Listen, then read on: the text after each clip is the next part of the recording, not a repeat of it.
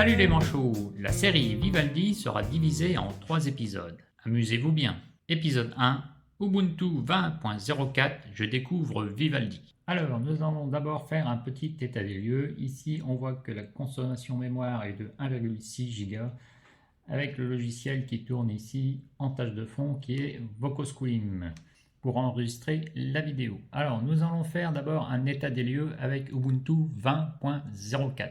Ici, je vais lancer le navigateur Firefox et nous allons faire le tour ensemble et une petite visite de Vivaldi. D'abord, nous allons voir l'état des lieux avec le logiciel Firefox. Alors, ici, qu'est-ce que nous avons? Eh bien, nous allons profiter pour visiter la ville de Quimperlé.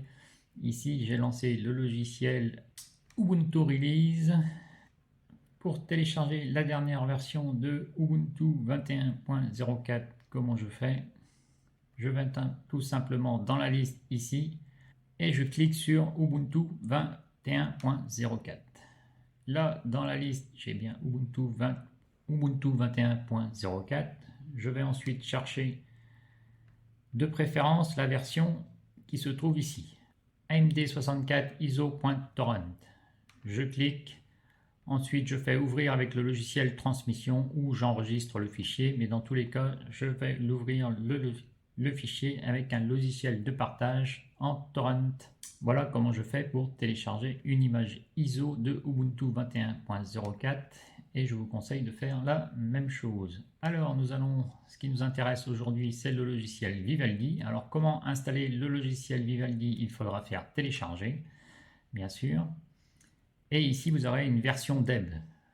Vous avez bien sûr plusieurs versions de disponibles. Nous avons des RPM, des points DEB en 32 bits. Bon, maintenant tous les logiciels sont en 64 bits. Donc vous allez choisir la version DEB. Comment il faudra faire? Alors vous avez le choix entre ouvrir avec l'application par défaut, bien sûr. Alors le test sera très simple. Vous faites ouvrir et installer l'application par défaut. Déjà, ça c'est le premier test à faire. Mais là, comme vous voyez, sous Ubuntu, c'est impossible d'installer le fichier. Il n'est pas pris en charge avec la Logitech qui se trouve ici. Donc, si ça ne fonctionne pas, pas de panique.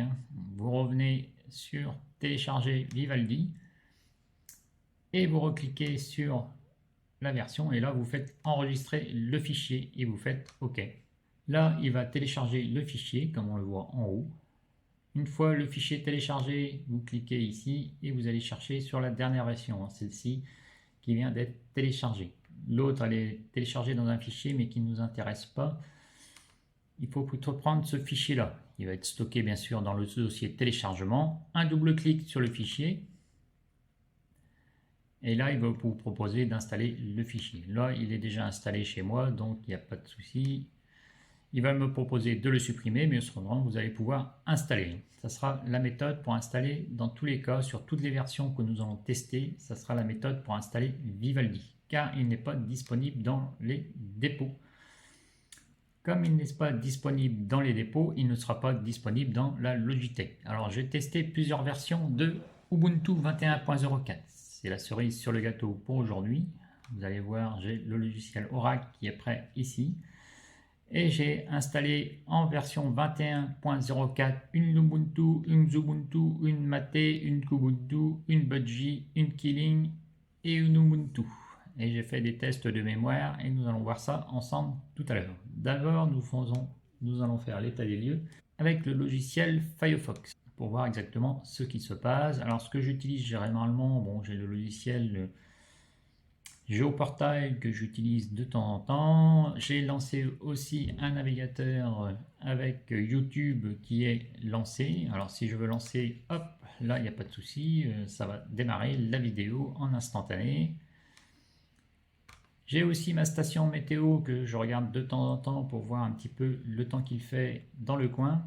Hop, on va aller voir ici. Donc mon site libre à Quimperlé, bien sûr, que je consulte de temps en temps, et ma station météo, là voilà, qui est arrivée. Alors si ici vous avez un problème de température, parce que là elle est bien sûr en degrés, ne pas hésiter à consulter les paramètres ici pour avoir la température en degrés, bien sûr.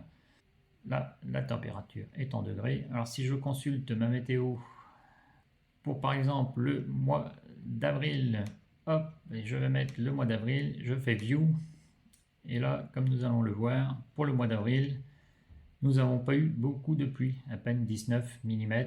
Alors en cumulé, ça veut faire 32 mm de pluie au mois d'avril. Là, je reviens sur Libre à Quimperlé et nous allons voir pour visiter Quimperlé. Ici, dans les paramètres, qu'est-ce que j'ai fait? J'ai été dans Préférences, ici, et j'ai coché Restaurer la session précédente. Quand je ferme, directement, j'ouvre la nouvelle session. J'ai configuré Vivaldi de la même façon, qui était déjà configuré de cette façon-là d'ailleurs. Et le module supplémentaire que moi j'ai installé ici dans les extensions Firefox, c'est uBlock Origin qui bloque les pubs, bien sûr, pour pouvoir surfer plus facilement. Alors, qu'est-ce que je constate ici dans mon terminal? C'est que là, je suis à 3 Go 42 de consommation mémoire. Alors là, c'est un petit peu beaucoup, hein. Là, c'est parce que j'ai plusieurs logiciels qui tournent. Quand je suis avec que Firefox qui tourne, je suis à 2,9 Go de mémoire vive consommée avec Firefox. Là, on est un petit peu excessif, hein, c'est parce que j'ai dû faire plusieurs choses en même temps. Je vais fermer donc le logiciel Firefox qui était la base de départ. Ici, je vais revenir en général à 1,4 Go de consommation mémoire. Là, on va être à 1,6, on va être un petit peu plus élevé en consommation vu que j'enregistre la vidéo, et nous allons tester le logiciel Vivaldi. Alors Vivaldi, je l'ai testé un petit peu, j'ai vu ce que ça donne. Donc là, bien sûr, j'ai mis les mêmes onglets en fonction. Donc j'ai ma station météo qui est en service. J'ai aussi le logiciel YouTube qui tourne en tâche de fond. J'ai la cartographie avec la même image en fond d'écran sur Quimperlé. J'ai le logiciel Vivaldi, donc là c'est le même principe pour télécharger, c'est la page d'accueil. Ubunturise, c'est ce que nous avons vu tout à l'heure. Et Google Maps, OpenStreet, et là nous sommes arrivés en Basse-Ville avec l'église Saint-Michel qui se trouve en haut et le pont de la Basse-Ville ici qui est bien fleuri. Alors, qu'est-ce que nous allons voir ensemble? Là, il y a un petit peu de travaux et nous avons la rivière de l'autre côté. La rivière Hellé et l'église Sainte-Croix qui se trouve ici. Alors, en consommation mémoire, si je regarde rapidement, là, nous sommes à 3,9 Go, on est à peu près, on est toujours légèrement inférieur en utilisant, comment dire, Vivaldi, hein, en consommation mémoire. Alors, qu'est-ce que j'ai fait avec Vivaldi? Je l'ai configuré un peu comme je l'utilise avec Firefox, c'est-à-dire qu'ici, j'ai mis mes raccourcis et mes favoris. Hop, c'est afficher la barre des signets. Hop, la barre des signets, donc c'est ce que nous avons ici. Donc je peux la faire disparaître, mais j'aime bien utiliser cette barre des signets, ça me permet de naviguer rapidement quand je veux surfer sur Internet. Donc là, j'ai mis la même animation au niveau de l'utilisation de Vivaldi. Alors, ce que j'ai trouvé intéressant dans Vivaldi, c'est qu'on peut configurer des profils. Ici, j'ai mon profil 1, c'est là quand je travaille, par exemple, et j'ai le profil 2 campagne, quand c'est relax. Et là, j'ai un autre affichage avec une autre configuration de Vivaldi. Là, je peux aller voir le site Ubuntu, et ici, je le vois, j'ai un petit panneau qui est sur la gauche. Le petit panneau, c'est le petit panneau que l'on va retrouver dans Affichage ici, et c'est afficher ou masquer là, le panneau. C'est celui-ci, voilà, on peut l'afficher ou le masquer. Alors ce qui est intéressant, c'est le panneau du bas que vous avez aussi ici, qui vous permet d'afficher ou de masquer le panneau rapidement aussi, de faire une pause. Hop, vous faites une pause comme vous voulez. Alors je vais remettre en action bien sûr, et ici nous avons un autre menu, c'est la synchronisation qui n'est pas connectée. Donc bien sûr, si vous utilisez Vivaldi, il faudra faire la synchronisation. La synchronisation, c'est se connecter pour synchroniser, hein, se créer un compte Vivaldi et vous allez pouvoir synchroniser. C'est la meilleure chose à faire, hein. C'est comme pour moi, quand j'utilise Firefox, il est synchronisé, hein, pour avoir tout en mémoire sur le cloud et pour pouvoir utiliser la même configuration d'un ordinateur sur l'autre. Ça, c'est indispensable, hein, d'utiliser la synchronisation. Alors, ce que nous avons avec Vivaldi, c'est le Speed Dial. Speed Dial, c'est le raccourci que nous avons ici. Alors, je viens de le configurer. Et là, nous avons 3, 4, 5, 6, 7 petites icônes qui sont affichées ici. Alors, Normalement, on aurait dû en avoir 8. J'avais configuré 8, mais bon, là, on n'en aura que 7. Alors, comment ça fonctionne? Bien, ici, vous pouvez... Alors, le principe, c'est d'abord aller chercher une adresse. Sinon, ça ne va pas être facile. Si je prends Ubuntu Budgie ici, et je fais un CTRL-C, je vais donc prendre l'adresse de Ubuntu Budgie. Je vais dans mon SpeedDial et je peux rajouter un raccourci, ajouter un signet à SpeedDial. Là, il veut une adresse, donc je fais CTRL-C, CTRL-V, l'adresse de Budgie, et je fais afficher. Là, il va me mettre une image de Ubuntu Budgie de préférence. Alors, on va aller voir le site de Ubuntu Budgie. Et normalement, si je reviens sur mon SpeedDial, normalement, il va m'afficher ici une image. Je peux faire recharger, mettre à jour la vignette. Ah, pas de chance, avec cette vignette, on n'a pas les couleurs, mais c'est comme ça que ça fonctionne. Bien sûr, vous pouvez les déplacer. Ici, je vais prendre mon site Libre à Quimperlé. Libre à Quimperlé, j'ai un raccourci et j'ai l'image ici qui est affichée. Alors, qu'est-ce qu'il y a d'intéressant autrement avec ce SpeedDial? Donc, comme on a vu, on peut afficher le panneau latéral. Et là, par exemple, j'ai mis en raccourci Google et je peux faire des recherches directement dans Google. Je peux faire des recherches comme Xubuntu pour voir le logiciel Xubuntu et aller consulter les infos sur le logiciel Xubuntu. Donc ça peut être assez pratique à utiliser, à voir à l'utilisation. Bien sûr, chaque navigateur a des fonctions différentes. Ensuite, à voir si cela est pratique pour vous ou pas. Par exemple, je peux mettre ici le Wikipédia en raccourci. Alors comment ça marche? Quant ici est affiché. J'ai quant.com qui est là en service. Ce que je peux faire, c'est je prends le petit cadenas de Quant qui se trouve ici et je vais le glisser dans le panneau qui se trouve à gauche. Et voilà. Et là, j'ai un raccourci directement vers Quant. Donc, je peux utiliser par exemple le moteur de recherche Google ou ici des infos pour avoir directement Quant ici. Vous pouvez rajouter tout type de site internet sur la gauche. Il suffit de faire ajouter et puis mettre une adresse URL et c'est parti, mon kiki. Alors là, c'est le profil. Le profil que vous allez pouvoir renseigner. Ici, vous pouvez mettre le nom du profil et gérer les profils.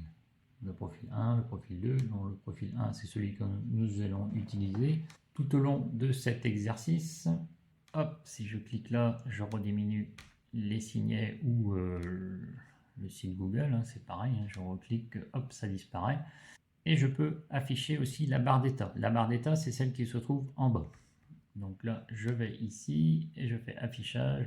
La barre d'état, c'est celle-ci, donc elle se trouve en bas et je la fais disparaître. Je peux configurer mon affichage un petit peu comme je veux et comme j'ai différents profils, ça peut être intéressant de mettre différents affichages suivant le profil que vous voulez utiliser.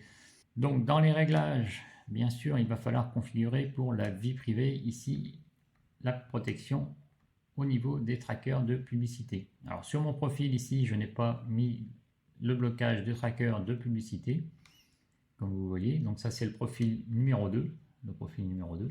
Si je reviens sur le profil numéro 1, là, dans les réglages, j'ai un profil différent parce que dans la vie privée, ici, le bloqueur de publicité est activé. Alors, je voulais vous montrer pour les signets, comment j'ai importé mes signets. Alors, les signets ou les favoris, donc c'est ça. C'est là que ça se trouve. Ici, pour l'instant, j'en ai pas beaucoup puisque je suis dans la configuration numéro 2. Le profil numéro 2. Je vais retourner sur mon profil numéro 1, c'est celui-là que j'utilise et que j'ai configuré. Et comme nous le voyons ici, je n'ai pas mis le petit affichage avec le menu, on va le passer par ici. Hop, voilà. Ici, donc, si je mets les signets, je vais retrouver tous mes signets que j'ai configurés. Alors, comment j'ai récupéré mes signets? Bon, c'est très simple. Alors, outils signés. Outils signés, hop, voilà. Là, je vais pouvoir importer les signets. C'est comme ça que j'ai importé mes signets. Donc, vous ici, vous avez importé depuis un autre programme ou des fichiers.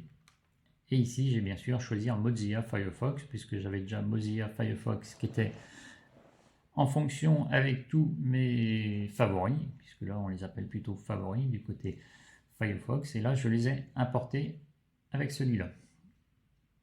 Ensuite, il a fallu faire un petit peu de rangement ici au niveau. Alors ici, je fais annuler. Ensuite, il a fallu faire un petit peu de rangement au niveau des signets, hein, que je réorganise tout ça dans la petite barre ici pour que je les trie manuellement pour pouvoir retrouver les fonctions ici avec mes raccourcis qui se trouvent directement ici dans la barre que l'on appelle la barre, la barre des signets. Donc, la barre des signets, c'est celle-ci, donc je l'ai réorganisée, mais ça se fait assez rapidement, hein. Une fois que c'est fait, on n'en parle plus. Alors, je vais fermer ici, Spigal. Et nous allons voir bien sûr la consommation mémoire pour voir un petit peu qu'est-ce qui se passe. Bon, on est à 3,8 gigas de consommation mémoire. Par rapport à tout à l'heure, je ne me rappelle plus. Mais par rapport au test que j'ai effectué et que nous allons réaliser maintenant avec la dernière version de Ubuntu 21.04, nous allons lancer. Donc là, quand je ferme, vous voyez, quand je ferme un des profils, bon, l'autre profil est derrière, hein. Donc ce n'est pas une consommation mémoire excessive, hein, avec deux profils activés, hein. Là, on y revient 1,6 Go, hein, ça tout se referme, hein, il n'y a pas de souci, il n'y a pas de consommation mémoire supplémentaire, hein, puisqu'on a lancé le logiciel Vivaldi et qu'on a lancé le logiciel Firefox, hein, on revient à 1,6 Go de consommation de mémoire au repos. Donc là, je vais fermer mon logiciel et je vais lancer Oracle.